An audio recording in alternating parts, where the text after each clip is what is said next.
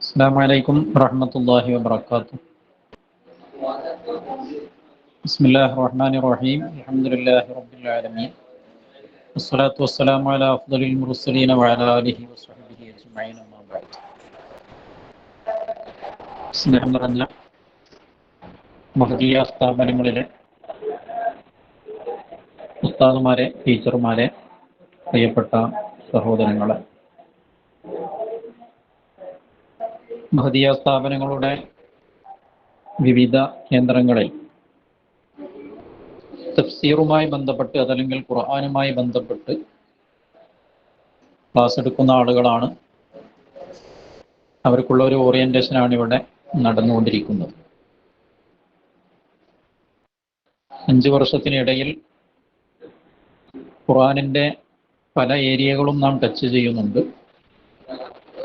അതിൽ തജ്വീദുമായി ബന്ധപ്പെട്ട വിഷയങ്ങൾ, അതേപോലെ നിത്യജീവിതത്തിൽ നമുക്ക് അനിവാര്യമായ ആയത്തുകൾ, ദിക്റുകൾ, ഇതിന് പുറമെ തഫ്സീർ ജലാലൈനി ഉൾപ്പെടുത്തിക്കൊണ്ട് ഖുർആനിൽ നിന്ന് അത്യാവശ്യമായി അറിഞ്ഞിരിക്കേണ്ട സൂറത്തുകൾ, ഇതൊക്കെയാണ് നമ്മുടെ സിലബസിൽ ഉൾപ്പെട്ടിട്ടുള്ളത് എന്ന് എല്ലാവർക്കും അറിയാം.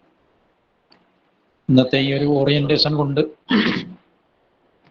പ്രധാനമായും നമ്മുടെ ക്ലാസ്സിലെ ഓരോ വിഷയവും ഓരോ പാഠവും എങ്ങനെ പഠിപ്പിക്കണം എന്ന് പറയുന്നതിന് പകരം മൊത്തത്തിൽ ഖുർആനുമായി ബന്ധപ്പെട്ട് ഖുർആൻ പഠിപ്പിക്കുന്ന അതല്ലെങ്കിൽ തഫ്സീർ പഠിപ്പിക്കുന്ന ഒരു അധ്യാപകന് ഖുർആനുമായി ബന്ധപ്പെട്ട് തഫ്സീറുമായി ബന്ധപ്പെട്ട് ഉണ്ടായിരിക്കേണ്ട ചില ഉൾക്കാഴ്ചകളെ കുറിച്ചാണ് ഞാൻ സംസാരിക്കാൻ ആഗ്രഹിക്കുന്നത്. ഇൻഷാ അല്ലാഹ് അവസരമുണ്ടെങ്കിൽ ഇതുമായി ബന്ധപ്പെട്ട എന്തെങ്കിലുമൊക്കെ സംശയങ്ങൾ ഉണ്ടെങ്കിൽ നിങ്ങൾക്കത് പങ്കുവെക്കാവുന്നതാണ്. അതുകൂടെ ചർച്ച ചെയ്ത് നമുക്ക് നമ്മുടെ പ്രോഗ്രാം അവസാനിപ്പിക്കാം. നമുക്കറിയാം, ഖുർആൻ എന്ന് പറയുന്നത് അള്ളാഹുവിൻ്റെ കലാമായതുകൊണ്ട് തന്നെ കാലങ്ങളായി പല രൂപത്തിലുള്ള വ്യാഖ്യാനങ്ങളും അതേപോലെ പഠനങ്ങളും എല്ലാം ഖുർആനുമായി ബന്ധപ്പെട്ട് നടന്നിട്ടുണ്ട്. ഖുർആൻ ഓതുന്നതുമായി ബന്ധപ്പെട്ട ഒരു ശാസ്ത്രം, അതാണ് പാരായണ ശാസ്ത്രം, അതല്ലെങ്കിൽ തജ്വീദ് എന്ന് പറയുന്നത്. പിന്നെ ഖുർആൻ ഹിഫ്ളാക്കുന്ന ഒരു വിഭാഗം ആളുകൾ,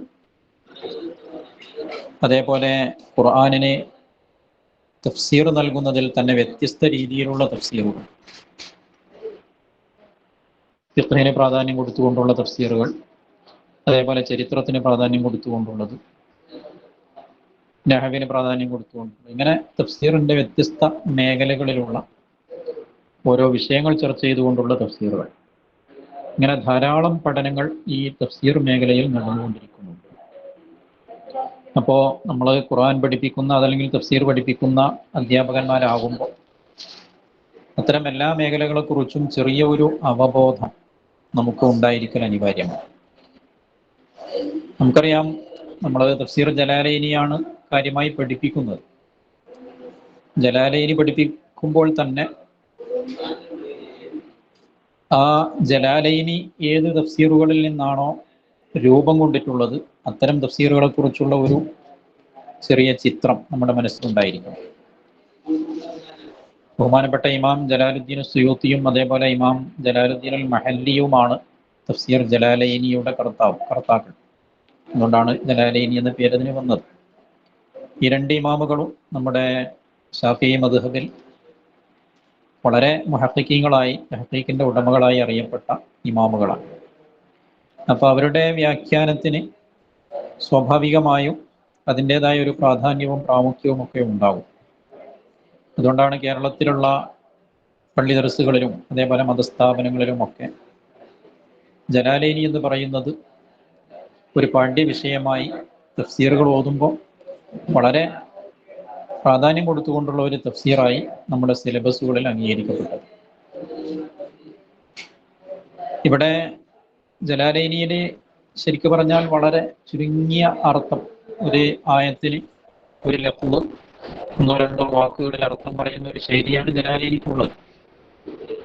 പക്ഷേ ആ അർത്ഥം ശരിക്കു പറഞ്ഞാൽ മറ്റു തഫ്സീറുകളിൽ ധാരാളം പേജുകൾ ചെലവഴിച്ചുകൊണ്ട് പറഞ്ഞ അർത്ഥങ്ങളിൽ നിന്നാണ് ജലാലൈനി അങ്ങനെ ഒരു അർത്ഥം കണ്ടെത്തിയിട്ടുള്ളത്.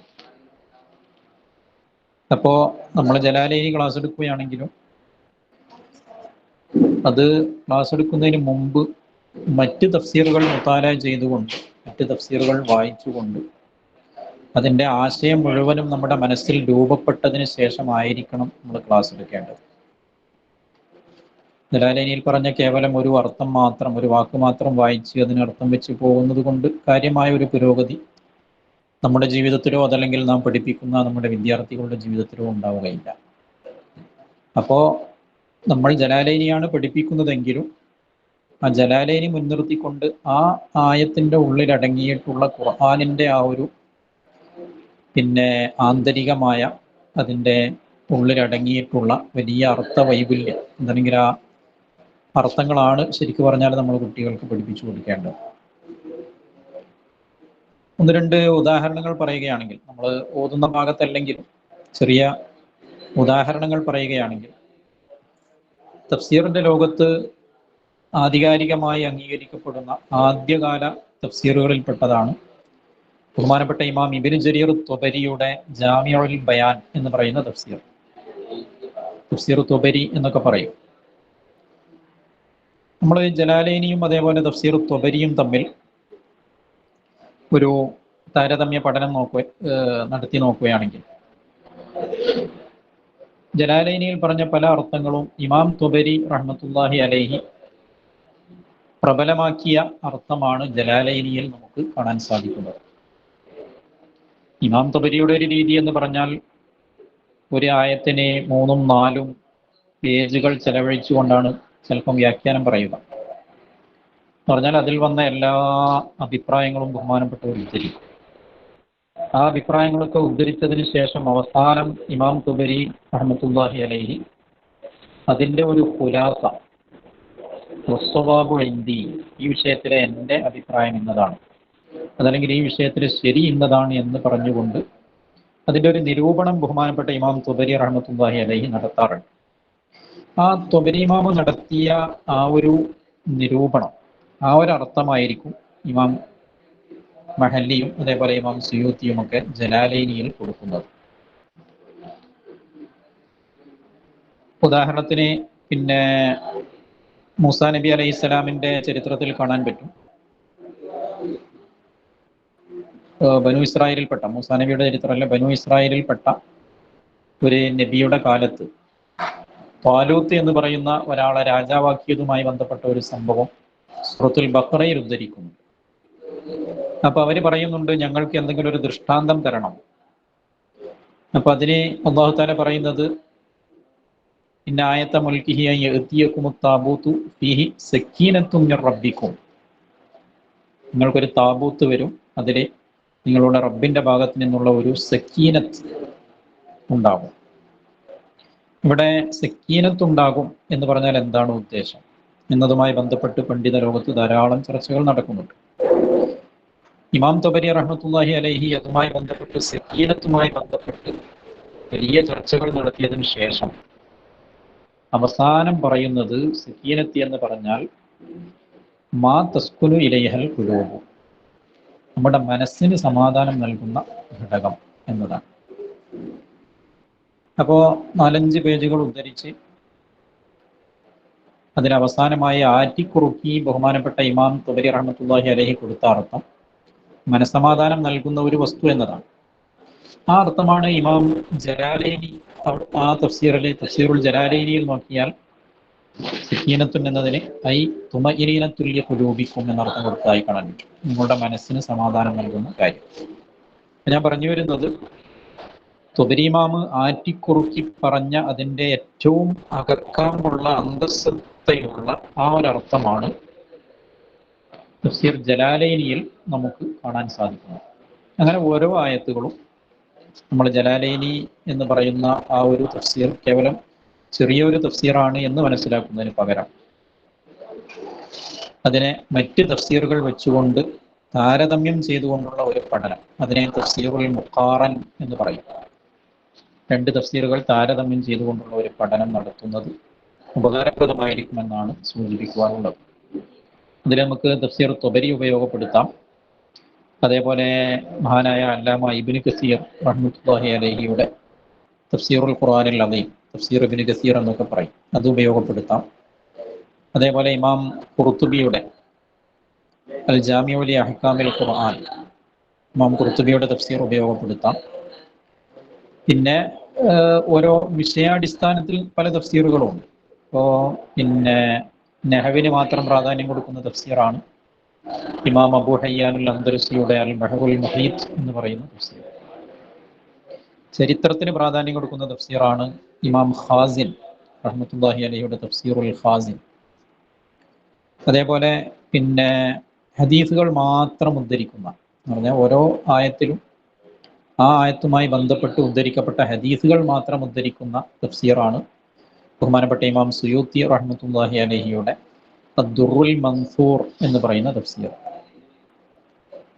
ഇതുപോലെ സൂഫി തഫ്സീറുകളുണ്ട്. സൂഫി തഫ്സീർ അതല്ലെങ്കിൽ ഇശാരി തഫ്സീർ എന്നൊക്കെ പറയും. ഇശാരി, തഫ്സീറുൽ ഇശാരി എന്ന് പറഞ്ഞാൽ ഓരോ ആയത്തിൻ്റെയും ഉള്ളിൽ അടങ്ങിയിട്ടുള്ള ആത്മീയമായ വശങ്ങൾ, അതിൻ്റെ ആന്തരികമായ വശങ്ങൾ ചർച്ച ചെയ്യുന്ന തഫ്സീറുകൾക്കാണ് ഇശാരി എന്ന് പറയുക. ബഹുമാനപ്പെട്ട ഇസ്മായിലുൽ ഹഖി അൽ ബറൂസവി എന്ന് പറയുന്ന മഹാന്റെ റൂഹുൽ ബയാൻ എന്ന് പറയുന്ന തഫ്സീർ ഈ ഇശാരി തഫ്സീറുകളിൽപ്പെട്ടതാണ്. അതേപോലെ ഇമാം ഖുശൈരി റഹ്മത്തുള്ളാഹി അലൈഹിക്ക് അങ്ങനെ തഫ്സീറുണ്ട്. ഇമാം സഹ്ൽ ബിൻ അബ്ദുല്ലാഹി തുസ്തരി റഹ്മത്തുള്ളാഹി അലൈഹി ആ രൂപത്തിലുള്ള തഫ്സീർ എഴുതിയിട്ടുണ്ട്. ഇങ്ങനെ ഇശാരിയായ തഫ്സീറുകൾ. അപ്പം ഞാൻ പറഞ്ഞു വരുന്നത്, നമ്മളൊരു ആയത്ത് അതല്ലെങ്കിൽ ഒരു സൂറത്ത് ക്ലാസ് എടുക്കാൻ വേണ്ടി പോകുമ്പോൾ ആ സൂറത്തിൻ്റെ ജലാലയിനി മാത്രം നോക്കി പോകുന്നതിന് പകരം ആ സൂറത്ത് വെച്ചുകൊണ്ട് അതിൻ്റെ തഫ്സീറുകളുടെ നാനാഭാഗവും നമ്മൾ പരിശോധിക്കണം. അതിന് ഇന്ന് നമുക്ക് വളരെ എളുപ്പമുള്ള വഴികളുണ്ട്. നിങ്ങൾ അൽ ബാഹിസുൽ ഖുർആനി കണ്ടിട്ടുണ്ടാവും. നെറ്റിലടിച്ചു നോക്കിയാൽ അൽ ബാഹിസുൽ ഖുർആനി എന്ന് പറയുന്ന ആ സെർച്ച് എഞ്ചിൻ നമുക്ക് കണ്ടെത്താൻ സാധിക്കും. അതിൽ നമ്മളൊരു ആയത്തിങ്ങനെ അടിച്ചു നോക്കിയാൽ ആ ആയത്തിന് വ്യത്യസ്ത തഫ്സീറുകളിൽ വന്ന അർത്ഥങ്ങൾ, അപ്പം തഫ്സീർ ആദ്യം ഓരോ തഫ്സീറിൻ്റെയും പേരുണ്ടാവും. ആ തഫ്സീറിൻ്റെ നേരെ ക്ലിക്ക് ചെയ്താൽ ആ ആയത്തിന് ആ തഫ്സീറിൽ വന്ന അർത്ഥം നമുക്ക് ലഭിക്കും. അപ്പോൾ ഒരു ആയത്തിന് തന്നെ വ്യത്യസ്ത തഫ്സീറുകളിൽ കൊടുത്ത അർത്ഥങ്ങളെല്ലാം ശേഖരിച്ചു വെച്ചുകൊണ്ട് ആ ആയത്തിൽ നിന്ന് ഈ തഫ്സീറുകൾ മുഴുവനും പരിശോധിക്കുമ്പോൾ നമുക്ക് ലഭിക്കുന്ന ഒരു ഉൾക്കാഴ്ചയും ഒരു അന്തസത്തയും ഒക്കെയുണ്ട്. അത് നമ്മുടെ വിദ്യാർത്ഥികൾക്ക്, വിദ്യാർത്ഥിനികൾക്ക് പകർന്നു കൊടുക്കുവാൻ നമുക്ക് സാധിച്ചാൽ ഖുർആനിൻ്റെ ശരിയായ ആശയം ജനങ്ങളിലേക്ക് എത്തിക്കാൻ നമുക്ക് കഴിയും. അപ്പോൾ ഈ അൽ ബാഹിസുൽ ഖുർആനി എന്നത് നമ്മൾ നിർബന്ധമായും പലരും ഉപയോഗിക്കാറുണ്ടാകും. ഉപയോഗിക്കാത്ത ആളുകളാണെങ്കിൽ അത് ഉപയോഗിച്ച് തുടങ്ങണം. പഴയ കാലത്ത് നമുക്ക് വ്യത്യസ്ത തഫ്സീറുകൾ നോക്കണമെങ്കിൽ ഏതെങ്കിലുമൊക്കെ ലൈബ്രറികളിലേക്ക് പോകണം. എന്നിട്ട് അവിടെ ചിലപ്പോൾ നമ്മൾ ഉദ്ദേശിച്ച തഫ്സീർ ഉണ്ടായിക്കൊള്ളണമെന്നില്ല. അങ്ങനെയൊക്കെ ബുദ്ധിമുട്ടുകളുണ്ടായി. പക്ഷെ ഇന്ന് നാം ജീവിക്കുന്നത് ഒരു ഡിജിറ്റൽ യുഗത്തിലായതുകൊണ്ട് തന്നെ നമുക്ക് എല്ലാ തഫ്സീറും കണ്ടെത്താനുള്ള വഴികൾ ഇന്ന് ലഭ്യമാണ്. ഈ അൽ ബാഹിസുൽ ഖുർആനിൽ തന്നെ എത്രയോ തഫ്സീറുകളുണ്ട്. നാം പേര് കേട്ടതും കേൾക്കാത്തതുമായ തഫ്സീറുകൾ അതിലടങ്ങിയിട്ടുണ്ട്. അപ്പം ചില ആയത്തുകൾക്ക് നമ്മൾ അർത്ഥം നോക്കുമ്പോൾ സമാനമായ അർത്ഥം തന്നെയാണ് ഉണ്ടാവുക. എന്നാലും പല തഫ്സീറുകളും പരിശോധിക്കുമ്പോൾ വ്യത്യസ്തമായ അർത്ഥങ്ങളും വീക്ഷണങ്ങളും ഒക്കെ നമുക്ക് ലഭിക്കും. അപ്പോൾ ഒരു ആയത്തിൻ്റെ എല്ലാ അർത്ഥങ്ങളും ലഭിച്ച് ആ അർത്ഥങ്ങളൊക്കെ വെച്ചുകൊണ്ട് നമ്മൾ ക്ലാസ് എടുക്കുമ്പോൾ ആ ക്ലാസ്സിനൊരു പിന്നെ കുട്ടികൾക്ക് ഉൾക്കൊള്ളാനും അവർക്ക് മനസ്സിലാക്കാനും ഒക്കെ വളരെ ഉപകാരപ്രദമായിരിക്കും. ഈ രൂപത്തിലുള്ള ഒരു പഠനമാണ് ശരിക്കും പറഞ്ഞാൽ പിന്നെ തഫ്സീർ മേഖലയിൽ നമ്മൾ നടത്തേണ്ട പ്രധാനപ്പെട്ട ഒരു മേഖല. ഞാൻ ഈ പറഞ്ഞത് തഫ്സീറുൽ മുഖാറൻ എന്നൊക്കെ പറയുന്ന ഇനത്തിലാണ് വരുന്നത്. നമ്മളെ കമ്പാരിറ്റീവ്, പരസ്പരം താരതമ്യം ചെയ്തുകൊണ്ടുള്ള ഒരു പഠനം. ഇനി നമുക്ക് ചെയ്യാൻ പറ്റുന്ന മറ്റൊരു മേഖലയാണ് തഫ്സീറുൽ മൗദൂഇ എന്ന് പറയുന്ന ഒരു ഏരിയയുണ്ട്. നമ്മൾ കഴിഞ്ഞ വർഷം ഒരു ക്ലാസ് എടുത്തിരുന്നു. അന്ന് നിങ്ങൾ പങ്കെടുത്തിട്ടുണ്ടോ എന്നറിയില്ല. എന്തായാലും അതിൻ്റെ ചില സൂചനകളൊക്കെ നാം നൽകിയിരുന്നു. തഫ്സീറുൽ മൗദൂഇ എന്ന് പറഞ്ഞാൽ നമ്മളൊരു സൂറത്ത് പിന്നെ ഓരോ ആയത്തും അതിൻ്റെ വ്യാഖ്യാനവും മാത്രം പഠിക്കുന്നതിന് പകരം ഓരോ ആയത്തിനെയും വിഷയാടിസ്ഥാനത്തിൽ പഠിക്കുന്ന ഒരു രീതിയാണ് തഫ്സീറുൽ മൗദൂഇയിൽ നമുക്ക് കാണാൻ പറ്റുന്നത്. അപ്പം അതിൽ ശരിക്കും പറഞ്ഞാൽ ഒരു സൂറത്തിൻ്റെ പിന്നെ പ്രധാനപ്പെട്ട തീം എന്താണ്? അപ്പം നമ്മളൊരു സൂറത്ത് പഠിപ്പിക്കുകയാണെങ്കിൽ, ഉദാഹരണത്തിന് 1 സൂറത്ത് പഠിപ്പിക്കുകയാണ്, അല്ലെങ്കിൽ സൂറത്തുൽ ഹുമസ പഠിപ്പിക്കുകയാണ്. അല്ലെങ്കിൽ സൂറത്തുൽ കാഫിറൂന അല്ലെങ്കിൽ സൂറത്തുൽ ഇഖ്ലാസ് ഇത് പഠിപ്പിക്കുകയാണെങ്കിൽ നമ്മൾ ആദ്യം ആ സൂറത്തിൻ്റെ ഒരു അതേക്കുറിച്ചുള്ള ഒരു പൊതുബോധം കുട്ടികളിൽ സൃഷ്ടിച്ചു കൊടുക്കണം. അതിന് നമുക്ക് ഏറ്റവും ഉപകാരപ്പെട്ട ഒരു മേഖലയാണ് തഫ്സീറുൽ മൗദൂഇ എന്ന് പറയുന്നത്. അങ്ങനെ തന്നെ ഒരു തഫ്സീറുണ്ട്, ഏകദേശം 10 വാള്യമുള്ള തഫ്സീറുൽ മൗദൂഇ ലി സുവരിൽ ഖുർആനിൽ കരീം എന്ന് പറഞ്ഞിട്ട് ഷാർജ യൂണിവേഴ്സിറ്റിയിൽ നിന്ന് പ്രസിദ്ധീകരിക്കപ്പെടുന്ന 10 വാള്യമുള്ള ഒരു തഫ്സീറുണ്ട്. ആ തഫ്സീർ നമുക്ക് നെറ്റിൽ നിന്ന് ഡൗൺലോഡ് ചെയ്യാൻ പറ്റുന്നതാണ്. അത് നിങ്ങളുടെ ഒരു മുത്താലയിൽ എപ്പോഴും ഉണ്ടായിരിക്കുന്നത് നല്ലതാണ്. അതിലെ ചില ആശയങ്ങൾ ഒരുപക്ഷെ നമുക്ക് യോജിക്കാൻ പറ്റിയതാകണമെന്നില്ല, എന്നാലും ഏതൊരു സൂറത്തിനെ കുറിച്ചും ഒരു പൊതുബോധം ഉണ്ടാകാൻ ഈ മൗദൂഇയായ പഠനം നമുക്ക് ഉപകാരപ്പെടും. മൗദൂഇയായ പഠനത്തിൽ പ്രധാനമായും ചർച്ച ചെയ്യുന്നത് ഒരു സൂറത്തിൻ്റെ പ്രധാനപ്പെട്ട അതിൻ്റെ സെൻട്രൽ തീം എന്താണ്. ഉദാഹരണമായി സൂറത്തുൽ ബഖറ എടുക്കുകയാണെങ്കിൽ ഈ അൽ ബഖറയിലെ പ്രധാന ചർച്ചാ വിഷയം എന്ത്. അപ്പൊ ഏത് സൂറത്ത് എടുത്താലും ആ സൂറത്തിലൊരു മെയിൻ ഫോക്കസ് ഏതെങ്കിലും ഒരു വിഷയത്തിൽ കേന്ദ്രീകരിച്ചു കൊണ്ടായിരിക്കുമെന്നാണ് പണ്ഡിതന്മാർ പറയുന്നത്. അതിനെ പിന്നെ മറ്റ് ആയത്തുകളൊക്കെ എടുത്തു നോക്കിയാൽ ആ ആയത്തുകളൊക്കെ ഈ ഒരു വിഷയവുമായി ബന്ധപ്പെട്ടതായിരിക്കും. ചില വലിയ സൂറത്തുകളൊക്കെ ആണെങ്കിൽ അതിൽ 1-2 പ്രധാന വിഷയങ്ങളുണ്ടാവും. ആ വിഷയത്തിൽ ചുറ്റിപ്പറ്റിയായിരിക്കും അതിലുള്ള മറ്റ് ആയത്തുകളൊക്കെ കടന്നു പോകുന്നത്. അപ്പൊ ശരിക്കും പറഞ്ഞാൽ ഒരു പ്രത്യേക വിഷയത്തിൻ്റെ ചുറ്റും ഇങ്ങനെ ഒരു അച്ചുതണ്ട് പോലെ കറങ്ങുന്ന ഒരു ശൈലിയാണ് ഏത് സൂറത്തിനും ഖുർആനിൽ ഉണ്ടാവും. ആ സൂറത്തിലുള്ള ആയത്തുകൾക്കൊക്കെ ആ വിഷയവുമായി ഒരു ബന്ധമുണ്ടാവും. മാത്രമല്ല ഒരു സൂറത്തിന് അതിൻ്റെ മുമ്പത്തെ സൂറത്തുമായിട്ട് ബന്ധമുണ്ടാവും, ഒരു സൂറത്തിന് അതിൻ്റെ ശേഷമുള്ള സൂറത്തുമായിട്ട് ബന്ധമുണ്ടാകും. ഇങ്ങനെ ബന്ധങ്ങളൊക്കെ വെച്ചുകൊണ്ടുള്ള പഠനമാണ് ശരിക്കും മൗദൂഇയിൽ നടക്കുന്നത്. അപ്പൊ നമ്മൾ ഖുൽ ഹുവല്ലാഹു അഹദ് എന്ന സൂറത്ത് പഠിപ്പിക്കുമ്പോൾ ഖുൽ ഹുവല്ലാഹു അഹദ് എന്തുകൊണ്ട് തബ്ബത് യദാ അബീ ലഹബ് എന്ന ആ സൂറത്തിന് ശേഷം വന്നു, ഖുൽ ഹുവല്ലാഹുവിന്റെ ശേഷം എന്തുകൊണ്ട് ഖുൽ അഊദു ബി റബ്ബിൽ ഫലഖ് വന്നു. അപ്പോൾ ഏതൊരു സൂറത്തിനും ആ സൂറത്തിന്റെ മുമ്പുള്ള സൂറത്തുമായിട്ട് ബന്ധമുണ്ടാകും, ശേഷമുള്ള സൂറത്തുമായിട്ടും അതിന് ബന്ധമുണ്ടാകും. ഇതിനെ ഇൽമുൽ മുനാസബാത്ത് എന്നാണ് പിന്നെ തഫ്സീറിന്റെ ലോകത്ത് ഖുർആൻ പണ്ഡിതന്മാരൊക്കെ പറയുന്ന പേര്. ഇൽമുൽ മുനാസബാത്ത് എന്ന് പറഞ്ഞാൽ ആയത്തുകൾ തമ്മിലുള്ള ബന്ധങ്ങൾ വിശദീകരിക്കുന്ന വലിയൊരു വിജ്ഞാനശാല. അതിലെ പ്രധാനമായും ഒരു 6-7 മുനാസബാത്തുകൾ പണ്ഡിതന്മാർ പറയുന്നുണ്ട്. ഒന്ന്, ഒരു സൂറത്തിന്റെ പേരും ആ സൂറത്തിലെ ചർച്ചാ വിഷയവും തമ്മിലുള്ള ബന്ധം. ഉദാഹരണത്തിന് അൽ ബഖറ നമുക്ക് പരിചയമുള്ള ഒരു സൂറത്താണ്. അൽ ബഖറ എന്ന് പറഞ്ഞാൽ പശു എന്നാണ് അർത്ഥം. അപ്പോൾ ഖുറാനിലെ ഒരു സൂറത്തിന് അധ്യായം പശു എന്ന അധ്യായം. അപ്പൊ ഈ പശു എന്ന ആ ഒരു പേരും ആ സൂറത്തിലെ ചർച്ചാ വിഷയവും തമ്മിൽ എന്താണ് ബന്ധമുള്ളത്? നമുക്കറിയാം, അതിലൊരു പശുവിന്റെ ചരിത്രം പറയുന്നുണ്ട്. ബനൂ ഇസ്രായേലിനോട് പിന്നെ നബി കൽപ്പിച്ചതും ഒരാളെ കൊന്നപ്പം ഒരു പശുവിനെ അറുക്കണമെന്ന് കൽപ്പിച്ച ആ കഥ അതിൽ പറയുന്നുണ്ട്.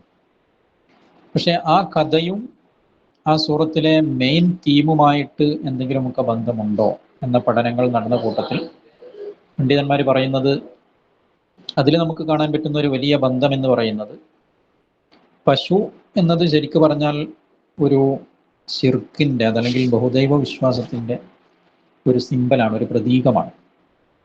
അത് പണ്ടുകാലം മുതലേ, മൂസാ നബി അലൈഹി ഇസ്ലാമിൻ്റെ കാലം മുതലേ അത് ബഹുദൈവ വിശ്വാസത്തിൻ്റെ പ്രതീകമായിട്ടാണ് കണക്കാക്കപ്പെട്ടിട്ടുള്ളത്. നമ്മുടെ രാജ്യത്ത് നമുക്കറിയാം, നമ്മുടെ ഇന്ത്യ രാജ്യത്തൊക്കെ പശുവിനെ ആരാധിക്കുന്ന ആളുകളുണ്ട്, പശുവിനെ ദൈവമായി കാണുന്ന ആളുകളുണ്ട്. അല്ലാഹു തആല അവരോട് അറക്കാൻ വേണ്ടി പറയുന്നത് പശുവിനെ തന്നെയാണ് അറക്കാൻ പറയുന്നത്. അപ്പം പശുവിനെ ബഹുമാനിക്കുന്ന, പശുവിനെ പരിശുദ്ധമാക്കുന്ന, പശുവിനെ ദൈവമാക്കുന്ന ഒരു സമൂഹത്തോട് പശുവിനെ അറക്കാൻ വേണ്ടി അല്ലാഹു തആല കൽപ്പിക്കുമ്പോൾ ആ കൽപ്പനയിൽ അടങ്ങിയിട്ടുള്ള വലിയൊരു തത്വം എന്ന് പറയുന്നത് ബഹുദൈവ വിശ്വാസത്തിൻ്റെയും അതേപോലെ ശിർക്കിൻ്റെയും ഒക്കെ എല്ലാ പ്രതീകങ്ങളെയും നമ്മൾ എന്താക്കണം, അറുത്ത് മാറ്റിക്കളയണം എന്ന് പറയുന്ന വലിയൊരു തത്വം അതിലടങ്ങിയിട്ടുണ്ട്.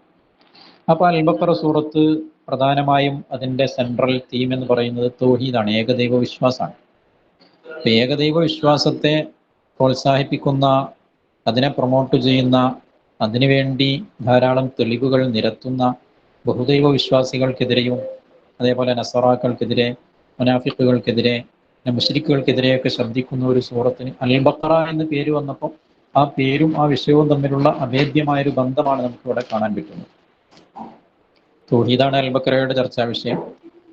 ഷിർക്കിന്റെ പ്രതീകമാണ് പശു എന്ന് പറയുന്നത്. ആ പശുവിനെ അറുക്കുന്നതിലൂടെ ഷിർക്കിന്റെ എല്ലാ പ്രതീകങ്ങളെയും നമ്മൾ അറുത്തു മാറ്റണം എന്ന് പറയുന്ന വലിയൊരു സന്ദേശം നമുക്ക് എന്താക്കാൻ പറ്റുന്നുണ്ട് ആ സൂറത്തിൽ അതിൽ നമുക്ക് കാണാൻ പറ്റുന്നു. ഇതേപോലെ മുനാസബാത്തുകൾ വിശദീകരിക്കുന്ന പഠന രീതിയാണ് ശരിക്കും പറഞ്ഞാൽ തഫ്സീറുൽ മൗദൂഇയിൽ നമുക്ക് കാണാൻ പറ്റുന്നത്. പിന്നെ ഓരോ സൂറത്തിന്റെയും അവസാനവും അടുത്ത സൂറത്തിന്റെ തുടക്കവും തമ്മിൽ ബന്ധമുണ്ട്. സാധാരണ പറയാറുണ്ട് സൂറത്തുൽ നഹലിന്റെ അവസാനത്തെ ആയത്താണ് ഇന്നല്ലാഹ മഅല്ലദീന തഖവ്വ വല്ലദീന ഹും മുഹ്സിനൂൻ. അല്ലാഹു സുബ്ഹാനഹു വ തആല മുത്തഖീങ്ങളുടെ കൂടെയാണ്, അതേപോലെ മുഹ്സിനീങ്ങളുടെ കൂടെയാണ് എന്ന് പറയുന്ന ആ ഒരു ആയത്ത്. അത് സൂറത്തുൽ നഹലിന്റെ അവസാനത്തിൽ വരുന്ന ആയത്താണ്. ആ ആയത്തിന് ശേഷം അടുത്ത സൂറത്ത് തുടങ്ങുന്നത് സൂറത്തുൽ ഇസ്റാ, സുബ്ഹാനല്ലദീ അസ്റാ ബിഅബ്ദിഹി ലൈലൻ മിനൽ മസ്ജിദിൽ ഹറാമി ഇലൽ മസ്ജിദിൽ അഖ്സ എന്നാണ് തുടങ്ങുന്നത്. അപ്പോൾ തൊട്ട് മുമ്പത്തെ സൂറത്തിന്റെ അവസാനവും അടുത്ത സൂറത്തിന്റെ തുടക്കവും തമ്മിലുള്ള ഒരു അഭേദ്യ ബന്ധം എന്ന് പറയുന്നത് ഇന്നല്ലാഹ മഅല്ലദീന തഖവ്വ വല്ലദീന ഹും മുഹ്സിനൂൻ എന്നാണ് പറഞ്ഞത്. അപ്പോ ഇഹ്സാൻ എന്ന് പറഞ്ഞാൽ എന്താണെന്ന് നമുക്കറിയാം. ഹദീസിൽ വന്നിട്ടുണ്ട് ഇഹ്സാൻ എന്ന് പറഞ്ഞാൽ അൻ തഅബ്ദുല്ലാഹ കഅന്നക തറാഹു ഫഇൻ ലം തകുൻ തറാഹു ഫഇന്നഹു യറാക്. അപ്പൊ അള്ളാഹുവിനെ ശരിക്കും കാണുന്നത് പോലെ ഇബാദത്ത് എടുക്കലാണ് ഇഹ്സാൻ. അങ്ങനെ നബിതങ്ങൾ അള്ളാഹുവിനെ കാണാൻ വേണ്ടി പോയൊരു യാത്രയാണ് ഇസ്രാ മിഅ്റാജ് എന്ന് പറയുന്നത്. അപ്പൊ അടുത്ത സൂറത്തിന്റെ തുടക്കം അതാണ്, സുബ്ഹാനല്ലദീ അസ്റാ ബിഅബ്ദിഹി.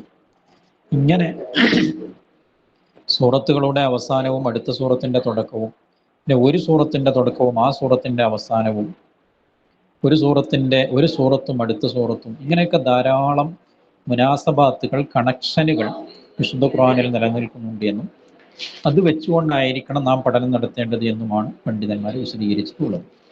അപ്പൊ ആ രൂപത്തിൽ നമ്മൾ ഓരോ സൂറത്തിനെയും, അത് എത്ര ചെറിയ സൂറത്താണെങ്കിലും, ഖുർആനിലിപ്പോ ചെറുത് വലുത് എന്ന് പറയുന്ന ഒരു ശൈലി ഇല്ല. ചെറിയ സൂറത്താണെങ്കിലും വലിയ സൂറത്താണെങ്കിലും ഒക്കെ പിന്നെ ഇങ്ങനെ ബന്ധങ്ങളും അതേപോലെ അർത്ഥതലങ്ങളൊക്കെ നമുക്ക് കണ്ടെത്താൻ പറ്റും.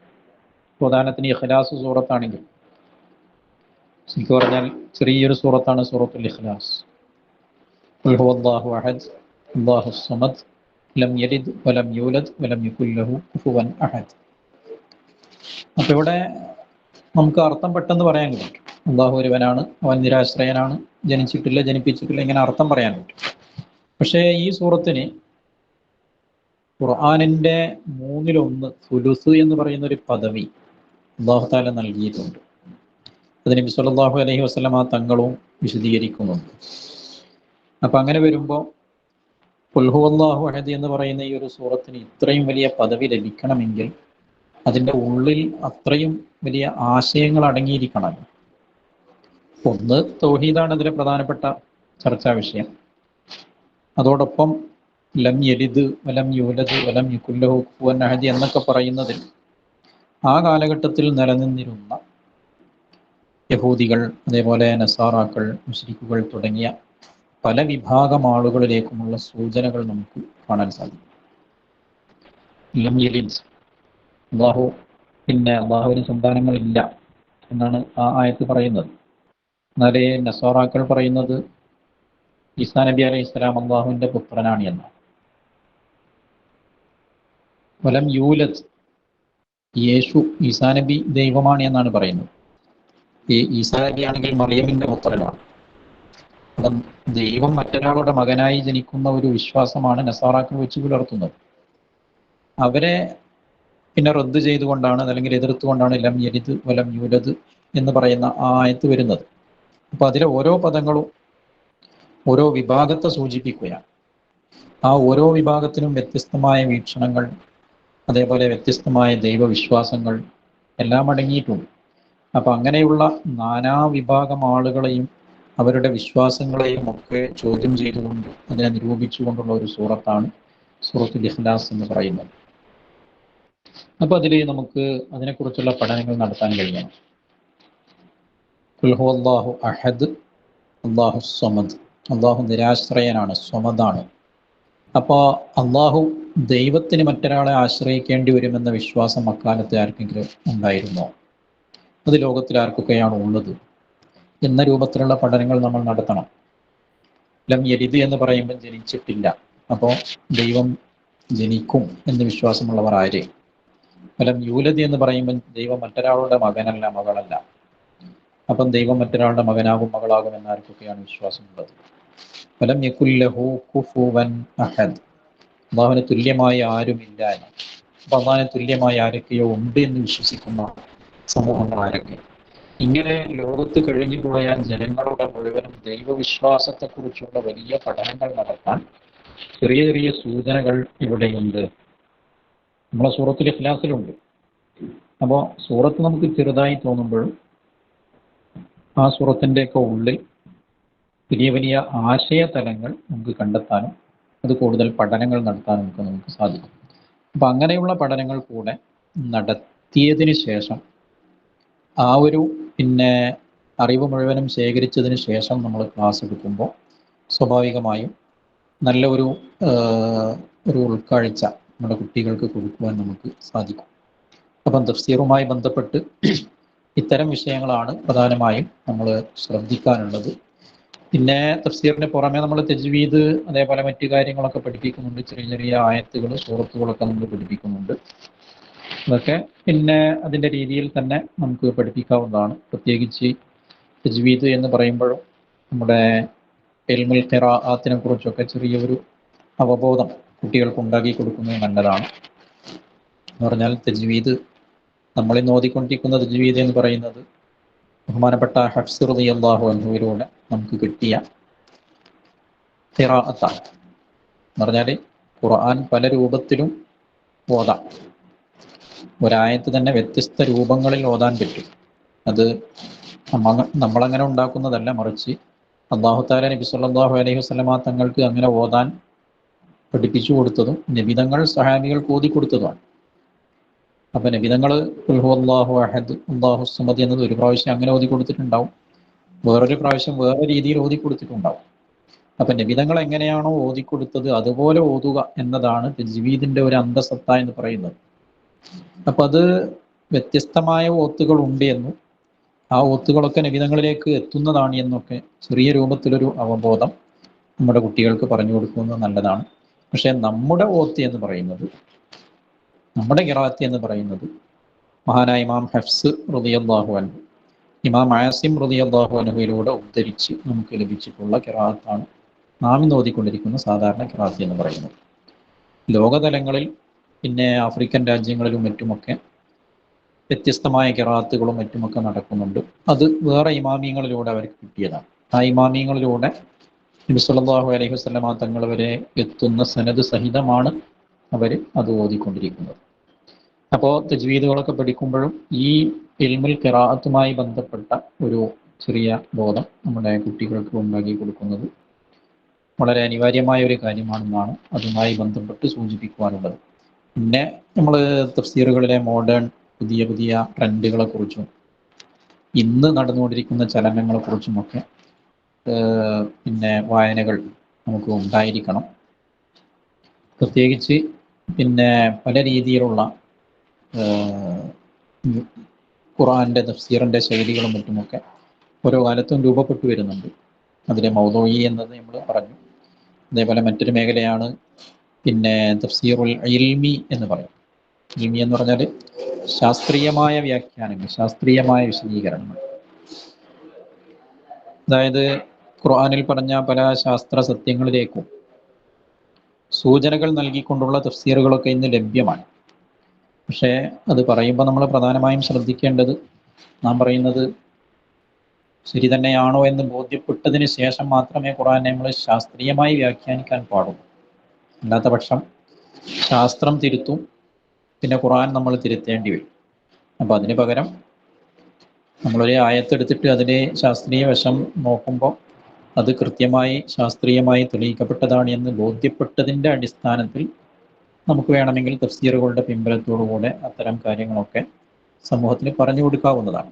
അത് നമ്മൾ പഠിക്കുന്ന ചെറിയ ചെറിയ സൂറത്തുകളിലൊക്കെ ചിലപ്പം അതുപോലെയുള്ള ശാസ്ത്രീയമായ സത്യങ്ങൾ ഉൾക്കൊണ്ടിട്ടുണ്ടാവും. അതിന് പിന്നെ ഒരുപാട് തഫ്സീറുകൾ തന്നെ രചിക്കപ്പെട്ടിട്ടുണ്ട്. ഉദാഹരണം തഫ്സീറുൽ ജവാഹിർ എന്ന് പറയുന്ന ഒരു തഫ്സീറുണ്ട്. തൊന്താവി ജൗഹരി എന്ന് പറയുന്ന പണ്ഡിതനാണ് അതിൻ്റെ രചയിതാവ്. അദ്ദേഹം ശാസ്ത്രീയമായ പല കാര്യങ്ങളിലേക്കും സൂചന നൽകിയിട്ടാണ് തൻ്റെ തഫ്സീറുൽ ജവാഹിർ രചിച്ചിട്ടുള്ളത്. അപ്പം ഈ രൂപത്തിലുള്ള ഇൽമി ശാസ്ത്രീയമായ പിന്നെ വ്യാഖ്യാന രീതികൾ നിലവിൽ രൂപപ്പെട്ടു വന്നിട്ടുണ്ട്. പിന്നെ നമുക്ക് അംഗീകരിക്കാൻ പറ്റാത്ത ചില വ്യാഖ്യാന രീതികളും ഉണ്ട്. അപ്പോൾ അതും നമ്മുടെ കുട്ടികളെ ചെറിയ രൂപത്തിലൊന്ന് ബോധ്യപ്പെടുത്തുന്നത് നല്ലതാണ്. അതായത് പിന്നെ ബുദ്ധിപരമായിട്ട് ഖുർആനെ വ്യാഖ്യാനിക്കുന്ന ഒരു രീതി, മൻഹജുൽ അഖ്ലി എന്ന് പറയും, റാഷണലിസം എന്നൊക്കെ പറയാം. പറഞ്ഞാൽ നമ്മുടെ ബുദ്ധിക്ക് യോജിക്കുന്നത് മാത്രമേ അംഗീകരിക്കുകയുള്ളൂ എന്ന രീതിയിലുള്ള പിന്നെ ഒരു വ്യാഖ്യാന രീതി പിൽക്കാലത്ത് രൂപപ്പെട്ടിട്ടുണ്ട്. ഇത് പണ്ട് മുഅ്തസിലി ചിന്താഗതിക്കാരായിരുന്നു ഇങ്ങനെ ഒരു വ്യാഖ്യാനം തുടങ്ങിയിരുന്നു. അവരുടെ ബുദ്ധിക്ക് യോജിച്ചത് മാത്രം അംഗീകരിക്കുകയും അവരുടെ ബുദ്ധിക്ക് യോജിച്ചത് മാത്രം പിന്നെ ആ രൂപത്തിൽ മാത്രം തഫ്സീർ നൽകുകയും ചെയ്യുന്ന ഒരു ശൈലി മുഅ്തസിലികൾക്കുണ്ടായി. അങ്ങനെ അവരുടെ യുഗം കഴിഞ്ഞു. ഇപ്പം പുതിയ നവമുഅ്തസിലിസം എന്നൊക്കെ പറയാം, പുതിയ മുഅ്തസിലി ചിന്താധാരകൾ രൂപപ്പെട്ടു വന്നു. ആ പഴയ മുഅ്തസിലി ചിന്തകളെ അനുകൂലിക്കുന്ന രൂപത്തിലുള്ള സലഫി മൂവ്മെന്റുകളൊക്കെ നിലവിൽ വന്നപ്പോൾ അവർ ഖുർആനിലെ പല ആയത്തുകളെയും അവർക്ക് തോന്നിയ രൂപത്തിൽ വളച്ചൊടിക്കാനും വ്യാഖ്യാനിക്കാനും ഒക്കെ മുന്നോട്ട് വന്നിട്ടുണ്ട്. അപ്പം ചിലപ്പോൾ അവർ മുഅ്ജിസത്തിനെ നിഷേധിക്കും, അതേപോലെ കറാമത്തിനെ നിഷേധിക്കും. മറിയം ബീവിക്ക് ഭക്ഷണം കിട്ടി, അപ്പോൾ അന്നാലിക്ക് ഹാദാ ഖാലത്ത് മുഅ്മിൻ ഇന്ദില്ല എന്നൊക്കെ പറയുമ്പോൾ നമുക്കതൊരു കറാമത്തായിട്ട് വ്യാഖ്യാനിക്കാൻ പറ്റും.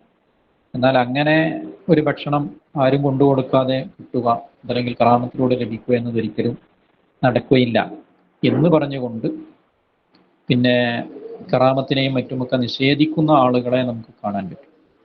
അപ്പം ഇതുപോലെയുള്ള പുത്തൻ വ്യാഖ്യാനങ്ങളെക്കുറിച്ചുള്ള ഒരു ചെറിയ ബോധം, അപ്പോൾ ഏതെല്ലാം തഫ്സീറുകൾ നമുക്ക് അവലംബിക്കാൻ പറ്റും, ഏതെല്ലാം തഫ്സീറുകൾ നമുക്ക് അവലംബിക്കാൻ പറ്റുകയില്ല എന്ന് തുടങ്ങിയ ഒരു ബോധം നമ്മുടെ കുട്ടികളിൽ ഉണ്ടാക്കി കൊടുക്കുന്നത് നല്ലതാണ്. കാരണം പ്രത്യേകിച്ച് നാം ഇന്ന് ജീവിക്കുന്ന ഒരു കാലം എന്ന് പറഞ്ഞാൽ നമ്മൾ നെറ്റിൽ നിന്നോ അതല്ലെങ്കിൽ മറ്റേതെങ്കിലും സ്ഥലങ്ങളിൽ നിന്നോ തഫ്സീറുകൾ എടുക്കുന്നു, നേരെ അതിൻ്റെ അർത്ഥം നോക്കുന്നു, വ്യാഖ്യാനിക്കുന്നു, ഈ ഒരു ശൈലിയാണുള്ളത്. അപ്പോൾ പ്രധാനമായും നമുക്ക് അവലംബയോഗ്യമായതും അവലംബയോഗ്യമല്ലാത്തതുമായ തഫ്സീറുകൾ ലോകത്തുണ്ട്. അപ്പോൾ അതിൽ പിന്നെ പ്രത്യേകിച്ച് സലഫി പെർസ്പെക്റ്റീവിൽ എഴുതപ്പെട്ട തഫ്സീറുകൾ, റഷീദ് റിളയുടെ അൽ മനാർ, സയ്യിദ് ഖുതുബിൻ്റെ ഫി ദിലാലിൽ ഖുർആൻ, ഇതൊക്കെ ഒരു സലഫി പെർസ്പെക്റ്റീവിൽ എഴുതപ്പെട്ട തഫ്സീറുകളാണ്. അതേപോലെ നമ്മുടെ കേരളത്തിൽ തന്നെ സലഫികൾ എഴുതിയ CN അഹമ്മദ് മൗലവിയുടെ ഖുർആൻ പരിഭാഷയുണ്ട്, അമാനി മൗലവിയുടെ തഫ്സീറുണ്ട്. ഇങ്ങനെ ഒരുപാട് തഫ്സീറുകൾ കാണാൻ പറ്റും. അപ്പോൾ അവര് അതിൽ അവരുടേതായ ഒരു അവതരണ രീതിയും വ്യാഖ്യാന രീതിയും ഒക്കെയാണ് സ്വീകരിച്ചിട്ടുള്ളത്. അത് നമുക്ക് ഒരുപക്ഷെ എന്തായിക്കൊള്ളണമെന്നില്ല, അംഗീകരിക്കാൻ കഴിഞ്ഞുകൊള്ളണമെന്നില്ല. അപ്പോൾ അതിൽ പ്രധാനമായും പറയുവാനുള്ളത്, നമുക്ക് പിൻപറ്റാൻ പറ്റുന്ന നമ്മുടെ പരമ്പരാഗതമായി അല്ലാഹുവും റസൂലും ഒക്കെ ഒരു ആയത്തിന് കൊടുത്ത വ്യാഖ്യാനം, ആ വ്യാഖ്യാനം നമുക്ക് എങ്ങനെ കാലത്തിൻ്റെ ഭാഷയിൽ സമൂഹത്തിന് പറഞ്ഞു കൊടുക്കാൻ പറ്റും എന്ന രീതിയിലുള്ള ഒരു ഖുർആൻ അധ്യാപന രീതിയാണ് നമ്മൾ സ്വീകരിക്കേണ്ടത്. അപ്പം ഞാൻ ഈ പറഞ്ഞതിൻ്റെ ഒരു ആകത്തുക എന്ന് പറയുന്നത് മനാഹിജുൽ മുഫസ്സിരീൻ എന്ന് പറയും. അതായത് മുഫസ്സിരീങ്ങളുടെ വ്യത്യസ്തമായ ശൈലികളും രീതികളും, അത് ഒരു തഫ്സീർ പഠിതാവും നിർബന്ധമായും എന്തായിരിക്കണം, തങ്ങളുടെ കുട്ടികളെ അതിൻ്റെ ഒരു ചെറിയ ഒരു ബോധം അവർക്ക് ഉണ്ടാക്കി കൊടുക്കണം. അപ്പം ജലാലീനിയാണ് നമ്മൾ പഠിക്കുന്നത് അല്ലെങ്കിൽ ഖുർആനാണ് പഠിക്കുന്നതെങ്കിലും ലോകത്ത് ഏതെല്ലാം തഫ്സീറുകൾ ഏതെല്ലാം കാലങ്ങളിൽ എഴുതപ്പെട്ടു, അതിൽ ഓരോന്നിൻ്റെയും ആധികാരികത എന്താണ്, പിന്നെ അതിനെ പ്രധാനപ്പെട്ട അതിൻ്റെ മൻഹജ് ശൈലി എന്താണ്, രീതി എന്താണ്, ഇതൊക്കെ നമുക്ക് പറഞ്ഞു കൊടുക്കാൻ സാധിക്കണം. അതോടൊപ്പം പിന്നെ ഉലൂമുൽ ഖുർആനുമായി ബന്ധപ്പെട്ട കാര്യങ്ങളൊക്കെ ഉണ്ട്. ഇതൊക്കെ നമ്മൾ കുട്ടികൾക്ക് പറഞ്ഞു കൊടുത്തിട്ടില്ലെങ്കിലും ഉസ്താദുമാരായ നമ്മൾ ഇതൊക്കെ ഒന്ന് പഠിച്ചു വെക്കുന്നത് നല്ലതാണ്. പ്രത്യേകിച്ച് ഇമാം സുയൂത്തി റഹ്മത്തുള്ളാഹി അലൈഹിയുടെ അൽ ഇത്ഖാനു ഫി ഉലൂമിൽ ഖുർആൻ എന്ന് പറയുന്ന ഖുർആന്റെ അടിസ്ഥാന തത്വങ്ങൾ വിവരിക്കുന്ന കിതാബുണ്ട്. അപ്പോൾ ആ കിതാബിൽ എങ്ങനെയാണ് തഫ്സീർ രചിക്കപ്പെട്ടത്, ഒരു മുഫസ്സിറിന് ഉണ്ടായിരിക്കേണ്ട നിബന്ധനകൾ എന്തൊക്കെയാണെന്നൊക്കെ പറഞ്ഞുകൊണ്ട് വലിയ ചർച്ചകൾ നടത്തുന്നുണ്ട്. അപ്പോൾ അതിനെക്കുറിച്ചൊക്കെ നമുക്കൊരു ബോധമുണ്ടായിരിക്കുക. നാസിഖ് മൻസൂഖ് എന്ന് പറഞ്ഞാൽ എന്താണ്, സബബുൻ നുസൂലി എന്ന് പറഞ്ഞാൽ എന്താണ്, ഓരോ ആയത്തുകൾ ഇറങ്ങുമ്പോൾ അതിന് ഒരു പ്രത്യേകമായ പശ്ചാത്തലം ഉണ്ടാവും. അപ്പോൾ അത് എപ്പോഴാണ് ഇറങ്ങിയത്, ഈ രൂപത്തിലുള്ള അറിവുകളൊക്കെ വ്യക്തമാക്കുന്നതിനാണ് സബബുൻ നുസൂൽ എന്ന് പറയുന്നത്. അപ്പോൾ അതിനെക്കുറിച്ചുള്ള ഒരു ബോധം നമ്മൾ കുട്ടികൾക്ക് ഉണ്ടാക്കി കൊടുക്കുന്നത് നല്ലതായിരിക്കും. പിന്നെ ഇതിലെല്ലാം ഉപരി ഖുർആൻ പഠിക്കുന്ന ഒരു വിദ്യാർത്ഥി, ആ വിദ്യാർത്ഥിയിൽ ഉണ്ടായിരിക്കേണ്ട ധാരാളം ഗുണങ്ങൾ, വിശേഷണങ്ങളുണ്ട്. അത് വിവരിക്കുന്ന നല്ലൊരു കിതാബാണ് മഹാനായ ഇമാം നവവി റഹ്മത്തുള്ളാഹി അലൈഹിയുടെ അത്തിബിയാനു ഫി ആദാബി ഹമലത്തിൽ ഖുർആൻ, ഖുർആൻ ചുമന്ന് നടക്കുന്ന ആളുകളുടെ അദബുകൾ, മര്യാദകൾ എന്ന് പറയുന്ന നവവി ഇമാം എഴുതിയ നല്ലൊരു കിതാബാണ് അത്തിബിയാൻ ഫി ആദാബി ഹമലത്തിൽ ഖുർആൻ. ഇത് നമ്മൾ ആദ്യം വായിക്കണം. പിന്നെ വേണമെങ്കിൽ നമുക്ക് നമ്മുടെ കുട്ടികളെ കൊണ്ട് അത് എക്സ്ട്രാ റീഡിങ്സ് വായിച്ചുകൊണ്ട് അതിൽ പറയുന്ന കാര്യങ്ങളൊക്കെ ഉൾക്കൊള്ളാനും അത് ജീവിതത്തിൽ പ്രാവർത്തികമാക്കുവാനുമുള്ള ഒരു ഉപദേശം നൽകുന്നത് നല്ലതായിരിക്കും. ആ രീതിയിൽ വിശുദ്ധ ഖുർആൻ നമ്മൾ പഠിക്കുന്നത് വളരെ കുറവാണെങ്കിലും ആ പഠിക്കുന്നത് വളരെ നല്ല രീതിയിൽ പഠിക്കുവാനും അത് നമ്മുടെ വിദ്യാർത്ഥികൾക്ക് പഠിപ്പിച്ചു കൊടുക്കുവാനുമാണ് ഈ ഒരു സിലബസിലൂടെ നമ്മൾ ശ്രമിക്കേണ്ടത് എന്നതാണ് ഇതുമായി ബന്ധപ്പെട്ട് പറയാനുള്ളത്. ഇനി ഇൻഷാ അല്ലാഹ് കൂടുതലായി ഞാൻ ദീർഘിപ്പിക്കുന്നില്ല. ഇതുമായി ബന്ധപ്പെട്ട് എന്തെങ്കിലും അഭിപ്രായങ്ങൾ ആർക്കെങ്കിലും പറയാനുണ്ടെങ്കിൽ ഒരു 5 മിനിറ്റ് നേരം ഇൻഷാ അല്ലാഹ് അത് പറഞ്ഞുകൊണ്ട് ഈ ഒരു സെഷൻ നമുക്ക് ബൈൻഡ് ചെയ്യാം. വിശുദ്ധ ഖുർആനെ ഖിദ്മത്ത് ചെയ്യുന്ന ഖാദിമീങ്ങളുടെ കൂട്ടത്തിൽ അല്ലാഹു തആല നമ്മയൊക്കെ ഉൾപ്പെടുത്തി അനുഗ്രഹിക്കുമാറാകട്ടെ. അസ്സലാമു അലൈക്കും വറഹ്മത്തുള്ളാഹി വബറകാതുഹു.